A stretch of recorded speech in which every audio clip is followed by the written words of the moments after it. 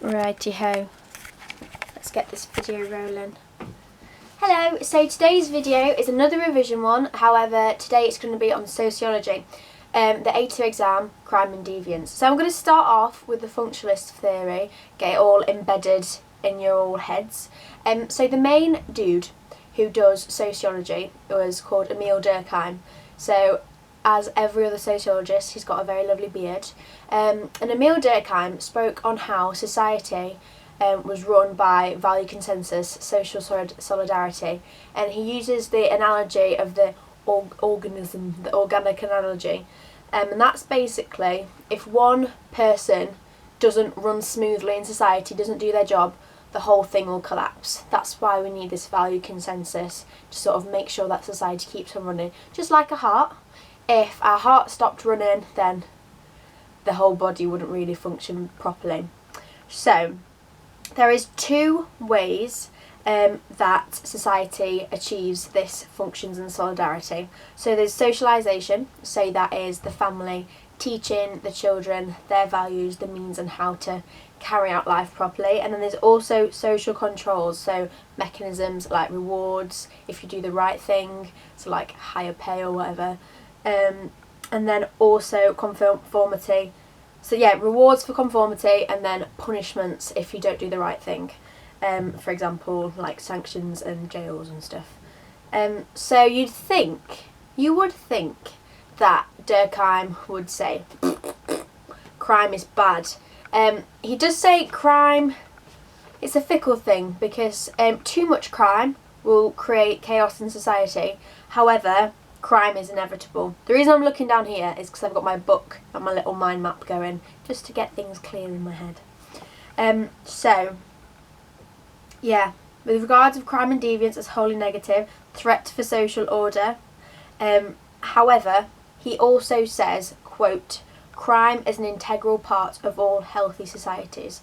And the reason why there is going to be crime in any society is because everyone was socialised differently, different norms and values, and some individuals will be prone to deviate.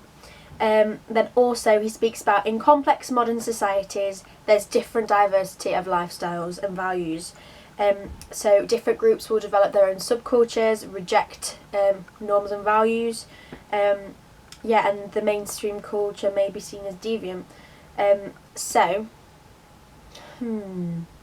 Let's talk about the positive functions of crime. So, one is boundary maintenance. So how boundary maintenance is positive is because crime produces a reaction from society. So, for example, it unites the members of society, turns them against these wrongdoers and makes them realise, okay, cool, we need to make society amazing. So it reinforces their commitment to the norms and values. This is not... Yeah, cool, spoke about that. So, an example of this is rituals in the courtroom.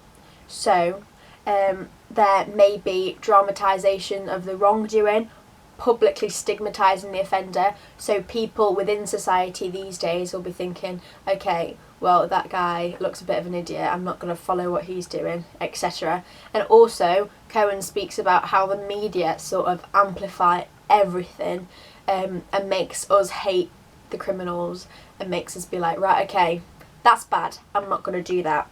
Another thing that's positive about crime, according to Durkheim, is adaptation and change. So, another quote that Durkheim says is, yesterday's deviance must become today's normality.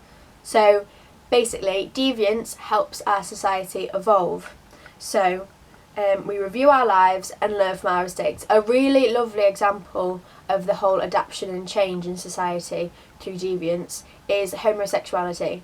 In the 1960s and before, homosexuality was seen as awful. In the Bible it talks about how a man should not lie with another man as it does a woman. However, when there is a change in society, people are joined together, sort of have the same values, believing that homosexuals should be allowed to be together, then they all bond together, and then society changes and they get new laws. For example, the 2004 Civil Partnerships one, you can mention that in the exam as well. However, Durkheim also says if there is too much crime, there will be chaos in society, which is bad. If there's too low crime, society will stagnate. That's why we need a bit of deviance in the world to get our things thinking, our value consensus reaffirmed and striving for the good things. But then he also talks about anomie and atrophy. So people experience inequalities or barriers to life chances. This creates a state of anomie, so a state of normlessness, like I don't know what to do with my life, this is awful. And that's why he sometimes says that there is high rates of suicide as well, because in different societies there is just such anomie, they don't know what to do with themselves, so they'll kill themselves.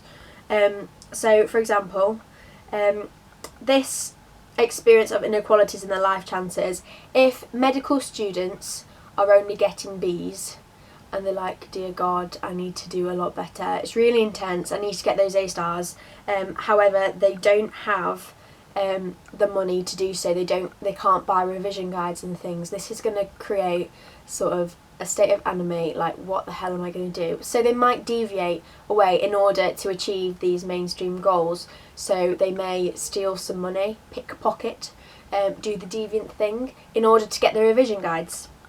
So this damages the value consensus, which creates atrophy or erosion of society's norms and values.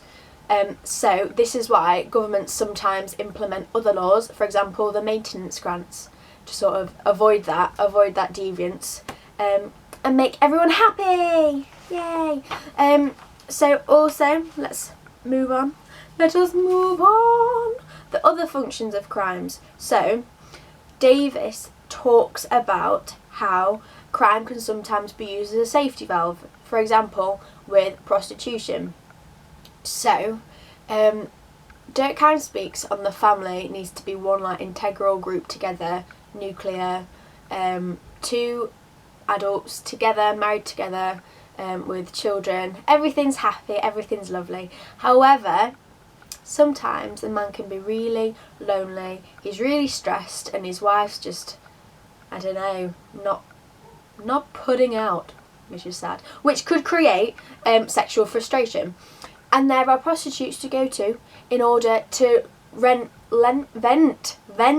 that sexual frustration without threatening the monogamous nuclear family. So Polsky also argues that pornography safely channels a variety of sexual desires away from alternatives such as adultery. And obviously adultery is bad because that is going to ruin the nuclear family. So Cohen, another person that speaks about the functions of crime, says how it acts as like a warning device. So if there are higher rates of truancy in schools, that sort of alerts the government that they need to be more strict upon their rules and regulations, so they might do fines and things. I think I reckon that's solid, you know. Yeah, so that is the functionalist Durkheim's idea of sociology and crime and deviance, which you will need to include in your exam responses, even if it's an evaluation to a topic. So the main idea is that functionalism sees crime and society as a positive thing because it can change and evolve society.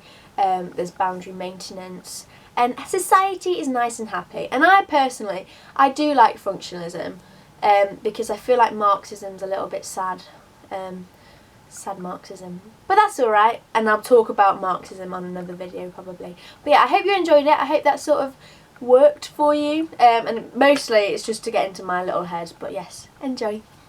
Ugh.